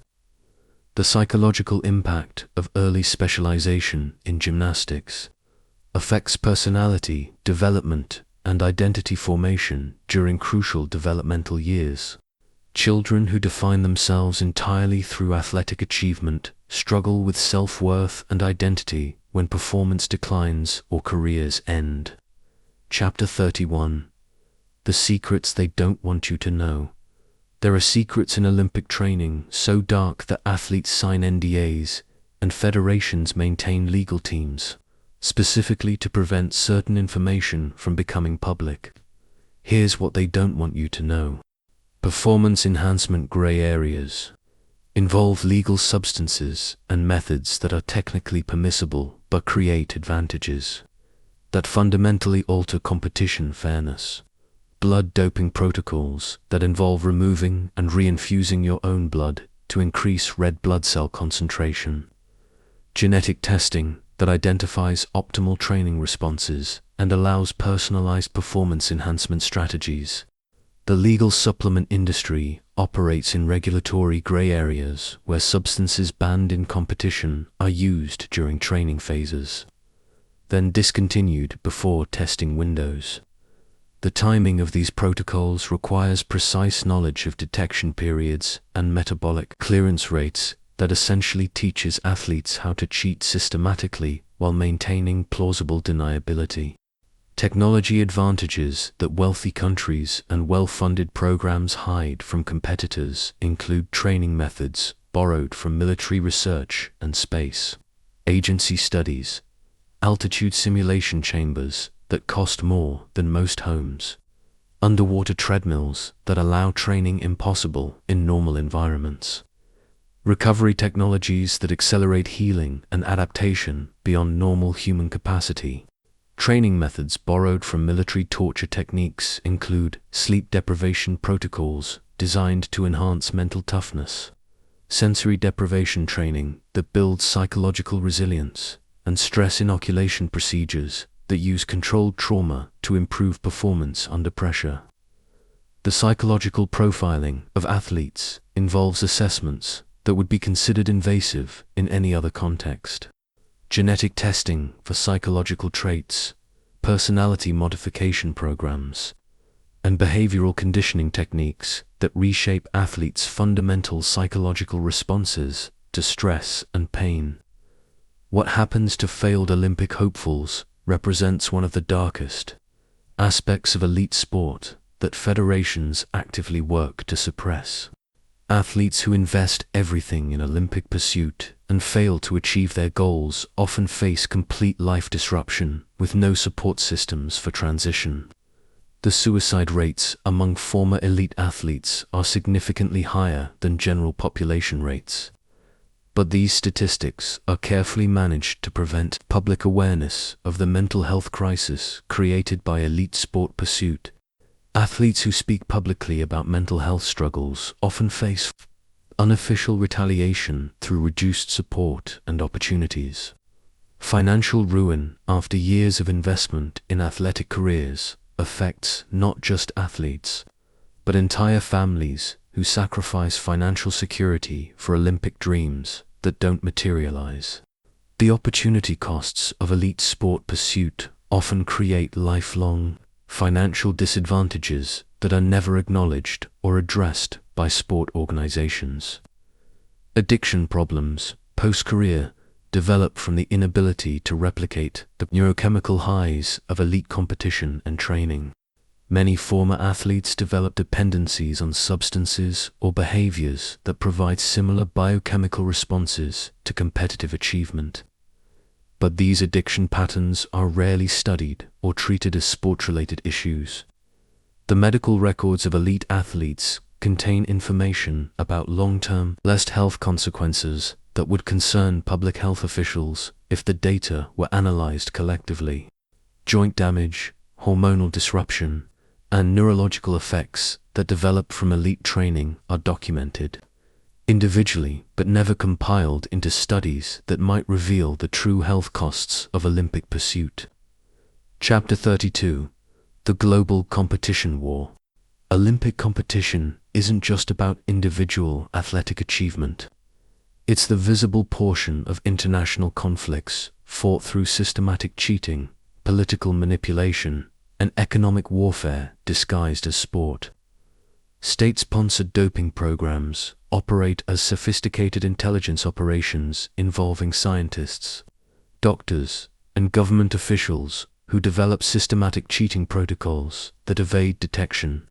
These programs involve creating substances that aren't yet known to testing laboratories, developing masking agents that hide prohibited substances, and manipulating testing procedures through corruption and intimidation. The laboratory corruption extends beyond individual cases to involve systematic manipulation of testing protocols, sample handling procedures, and result reporting systems. Testing laboratories in certain countries operate as extensions of their governments. Sport programs, rather than independent verification systems. Political pressure on athletes to represent countries involves coercion, financial manipulation, and threats that force athletes to compete for nations other than their countries of birth or residence. These recruitment programs treat athletes as assets to be acquired rather than individuals with personal agency. Defection stories involve athletes who escape countries that essentially imprison them in sport programs against their will. The political asylum cases that develop when athletes refuse to return to countries where they face punishment for performance failures or political statements reveal the authoritarian control that some nations exercise over their athletes. Economic warfare through sports involves targeting competitors, funding sources, training opportunities, and support systems to create competitive disadvantages. This includes diplomatic pressure that affects athletes' access to training facilities, competition opportunities, and even visa approvals for international travel. Cultural differences in training create competitive imbalances that aren't acknowledged in discussions of fair competition. Eastern European training methods that involve systematic abuse disguised as discipline. Asian cultural approaches that prioritize collective goals over individual athlete welfare. Training environments that would be considered human rights violations if they occurred in other contexts. Third world countries, desperation-driven training involves athletes who pursue Olympic success as literally their only opportunity to escape poverty and political oppression. The desperation creates willingness to accept training conditions and risks that athletes from wealthier countries would never tolerate. First world technology advantages create competitive imbalances that make fair competition impossible. Access to training facilities, recovery technologies, and support services that cost more than the entire sport budgets of some countries. Equipment advantages that provide measurable performance benefits but are unavailable to athletes from less wealthy programs.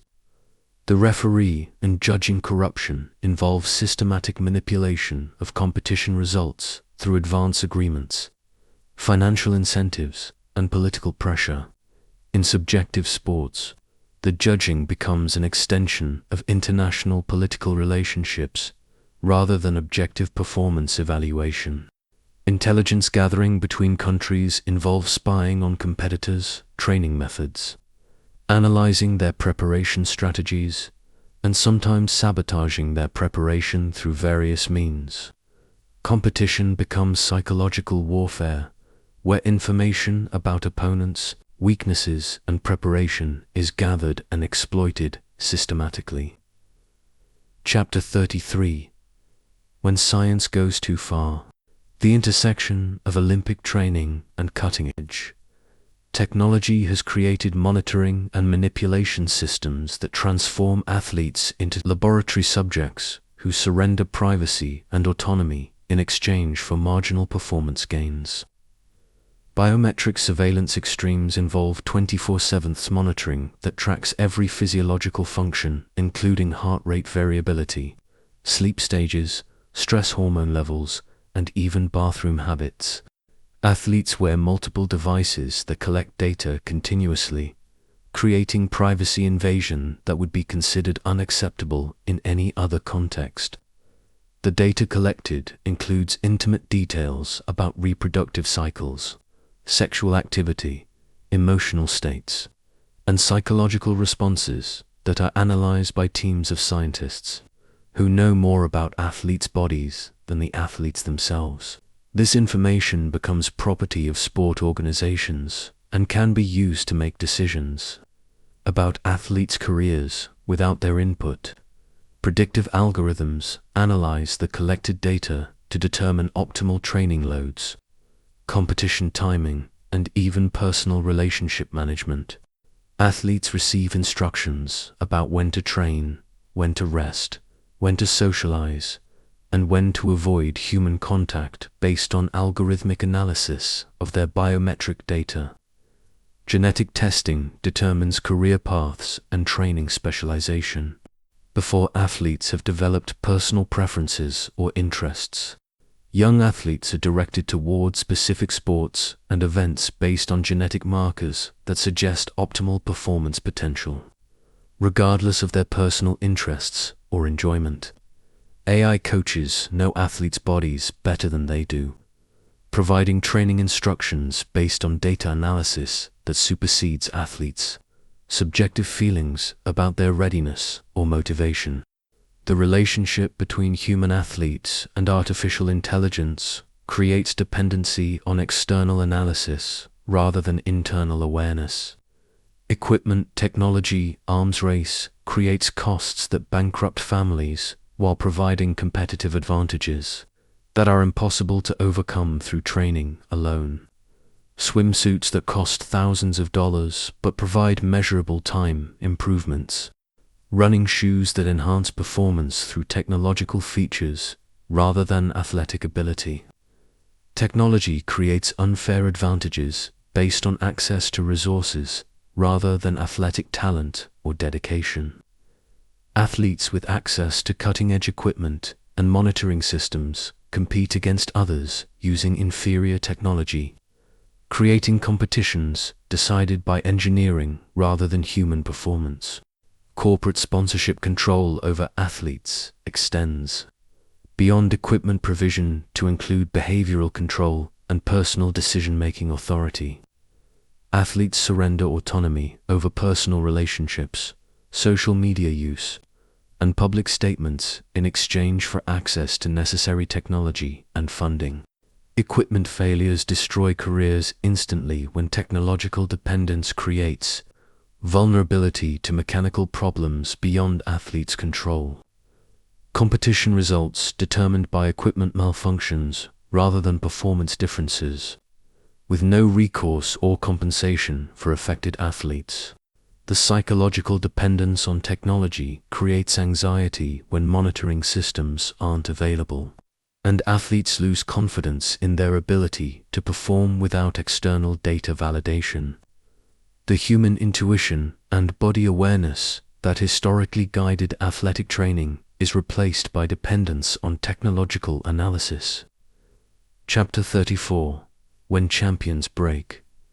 Some Olympic athletes don't just fail to win medals, they fail to survive their own pursuit of excellence, and the mental health crisis created by elite sport pursuit claims victims whose stories are carefully hidden from public awareness. Mental breakdowns during peak training occur when the psychological pressure exceeds human capacity for stress management. Athletes who appear to be thriving suddenly experience complete psychological collapse that requires immediate intervention and often ends competitive careers instantly. Suicide attempts during peak preparation periods represent the ultimate failure of support systems that prioritize performance over human welfare. The pressure to maintain appearance of mental toughness prevents athletes from seeking help until psychological distress becomes life-threatening. The warning signs include behavioral changes that coaches and support staff are trained to recognize, but often ignore if performance remains strong. Social withdrawal, sleep disruption, appetite changes, and emotional volatility are treated as normal training responses rather than psychological distress signals. Eating disorder, hospitalizations, interrupt training when psychological relationships with food become medically dangerous. The pressure to maintain optimal body weight and composition creates obsessive behaviors that require professional intervention and often prevent return to competitive athletics. Complete identity crisis occurs when athletes realize that their entire sense of self depends on athletic achievement, and performance declines threaten their fundamental understanding of who they are. The psychological work required to develop identity beyond athletics often conflicts with the focus necessary for elite performance. Self-harm behaviors develop as coping mechanisms for psychological stress that athletes feel unable to express or address through normal support channels. The stigma around mental health in athletic culture prevents acknowledgement of these behaviors until they require medical intervention. The support systems designed to help athletes often prioritize performance outcomes over psychological welfare, creating additional stress for athletes who need mental health support but fear that seeking help will be interpreted as weakness or lack of commitment. Family intervention becomes necessary when athletes' psychological distress affects their safety, but families often lack understanding of the specific mental health challenges created by elite sport pursuit and may inadvertently increase pressure through well-meaning support. Professional mental health treatment for elite athletes requires specialized expertise that understands the unique psychological demands of Olympic pursuit. But access to appropriate treatment is often limited by geographic location, cost, and sport organization policies. Recovery from psychological breakdown often requires extended time away from training that conflicts with competition preparation timelines, forcing athletes to choose between mental health and athletic goals in ways that create additional psychological stress. Chapter 35. The therapy industry. The sports psychology and mental health industry that is developed around Olympic sport often becomes another form of performance optimization rather than genuine mental health support, creating ethical complications that prioritize results over athlete welfare. Sports psychologists become drug dealers of legal substances, prescribing medications that enhance performance while managing side effects that affect long-term mental health. The line between therapeutic intervention and performance enhancement becomes blurred when mental health professionals prioritize competitive results.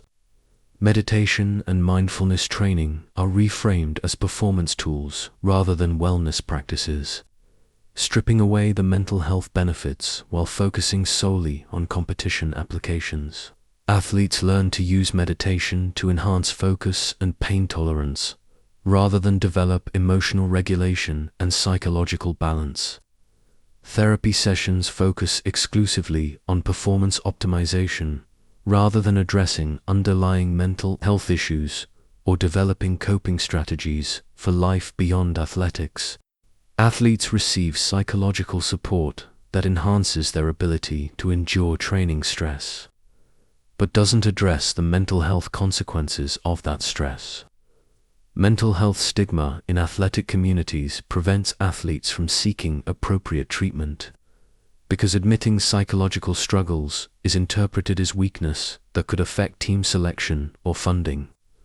Athletes learn to hide mental health problems rather than address them.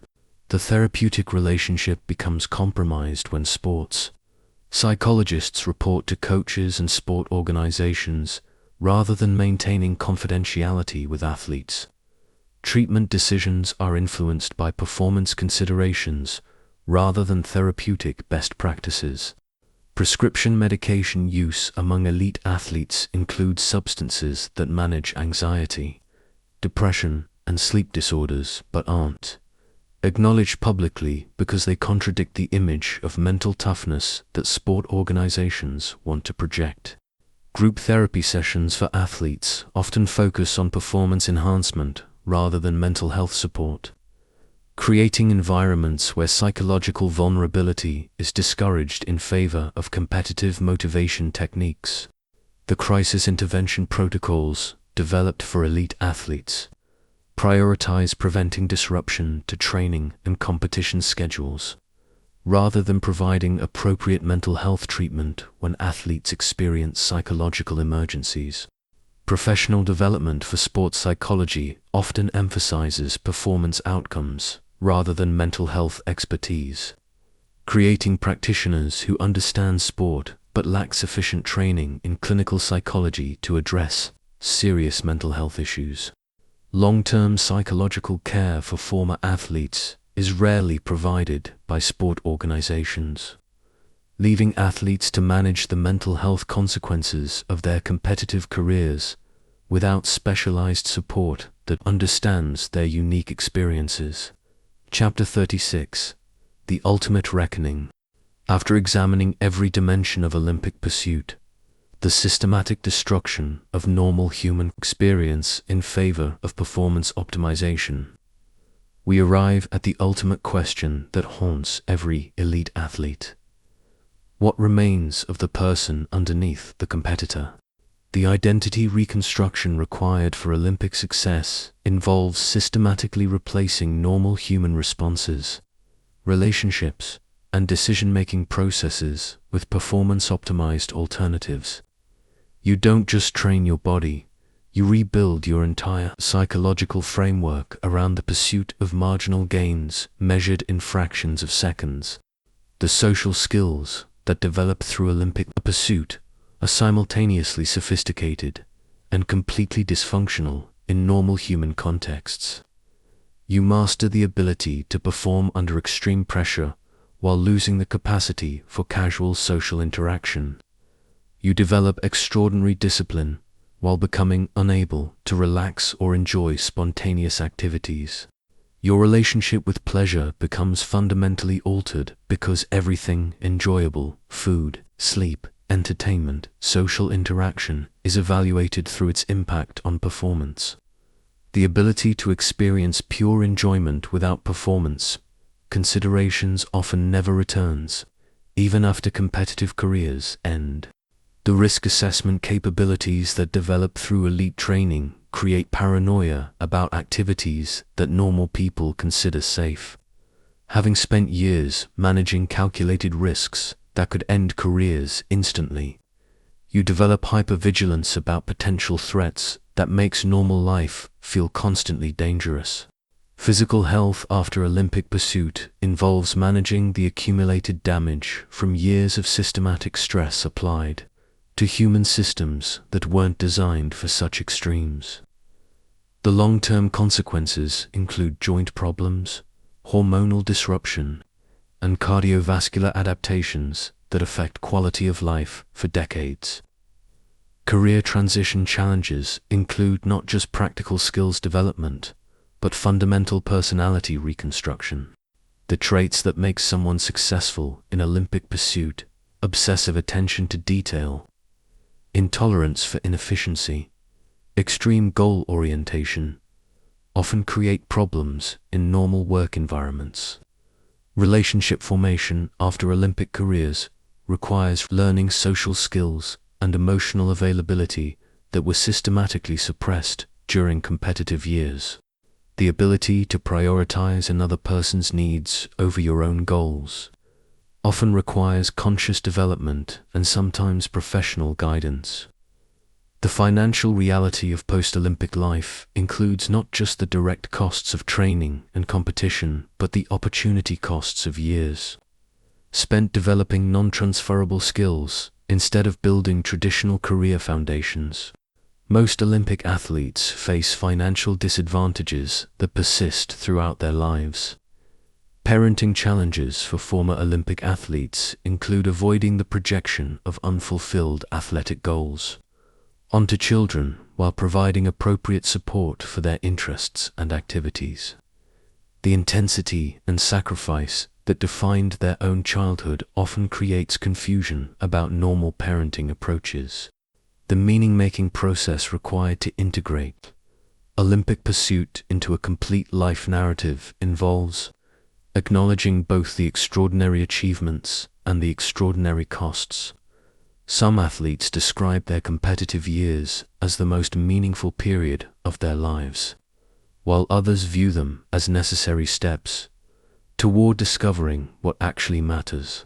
And yet, despite all the costs, complications, and consequences we've explored, Olympic athletes possess something that most people never experience: the knowledge that they tested themselves at the absolute limits of human capability.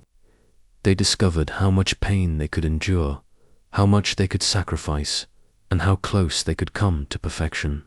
They transformed their bodies into instruments capable of performances that seemed to violate physical laws. They developed mental toughness that allows them to function optimally under pressure that would paralyze most people. They experienced the profound satisfaction of pursuing excellence without compromise. The question isn't whether you could survive in their world, it's whether you could commit to the level of sacrifice required to discover what you're truly capable of achieving. Most people never find out because the cost seems too high, the sacrifice to complete, the risk too great.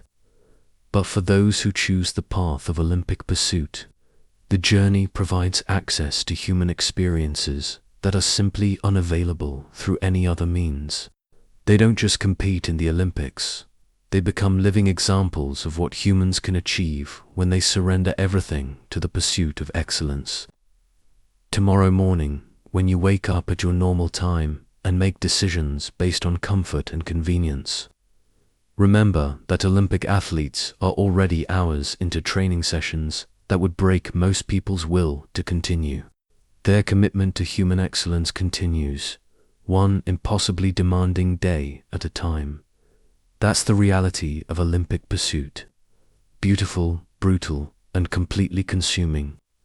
A journey that transforms humans into their highest possible versions, at a cost that most people can't imagine and fewer still are willing to pay. The athletes who choose this path aren't just pursuing medals or records. They're exploring the furthest boundaries of human potential, discovering what's possible when someone commits completely to becoming the best version of themselves. And maybe that's the most profound truth about Olympic athletes. They don't just compete against each other, they compete against the limits of human possibility itself. In that competition, everyone who commits fully to the pursuit has already won something that can never be taken away, the knowledge that they held nothing back in the pursuit of greatness. Sweet dreams. And remember that while you sleep comfortably tonight, Olympic dreamers around the world are already preparing for tomorrow's training, continuing their relentless pursuit of human excellence, one breath, one heartbeat, one impossible dream at a time. Conclusion: the truth about Olympic dreams. So here's the truth about Olympic pursuit that no one wants to tell you. It's harder than you can imagine, more demanding than you can prepare for, and more consuming than you can anticipate. It requires sacrifices that affect every aspect of your life and demands a level of commitment that borders on obsession. You wouldn't last a day in the world of an Olympic athlete because the physical, psychological, and lifestyle demands are unlike anything in normal human experience. The training that seems impressive from the outside is actually just the visible portion of a comprehensive life reorganization around the pursuit of human excellence. But here's what makes it even more complex. Many athletes who live this reality wouldn't trade the experience for an easier path. The pursuit of Olympic excellence provides access to human capabilities and experiences that are unavailable through any other means. The question isn't whether you could survive in the Olympic world, it's whether you could commit to the level of sacrifice required to discover what you're truly capable of achieving. Most people never find out, and perhaps that's for the best. The athletes who choose this path aren't just pursuing medals or records. They're exploring the limits of human potential and discovering what's possible when someone commits completely to a single purpose. Tomorrow, when you wake up at your normal time, eat food for pleasure, and make decisions based on convenience rather than performance optimization, remember that somewhere in the world, Olympic athletes are beginning another day of systematic excellence pursuit. Their alarm clocks are ringing at 4:30 a.m. Their training is about to begin, and their commitment to human excellence continues, one impossibly demanding day at a time. That's the reality of Olympic pursuit. Beautiful, brutal, and completely consuming.